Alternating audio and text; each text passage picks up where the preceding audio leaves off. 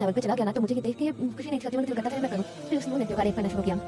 And then उसने कोई 40 से करीब 40 से भी ज़्यादा लड़कियों का रेप किया, उन्हें ना कत्ल कर देता था। तो जब वो पकड़ा गया तो, और वो एक मज़हबी घराने से था, मतलब क्रिश्चियन फैमिली में मज़हबी घराने का लड़का था, जो एक normal life middle class family जैसी होती है वैसे बिल्कुल नॉर्मल ज़िंदगी गुजार रहे थे। किसी को कुछ भी नहीं था पता कि हाँ बेटा किस चीज़ में, ये भी एक तरह से एक नशा है। और इसका इलाज कुरान, नमाज और पेरेंट्स या जो उनके बड़े बहन भाई हैं, अगर किसी को पता है कि हमारे छोटे या उन लोगों को जो उनकी अप्रोच में है या वो उनकी सरबराही में है, वो इस काम में लविस्ट हैं, तो उनको ये चाहिए कलॉजिस्ट से उसकी कंसल्ट करवा दें।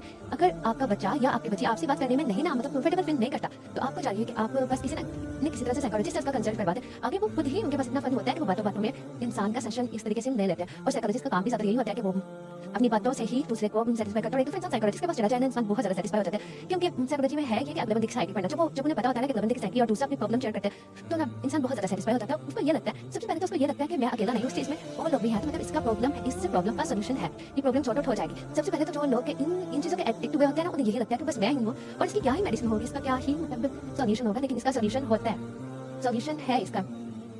सबसे पहले तो हमें अपने दीन से दूर नहीं होना चाहिए। दीन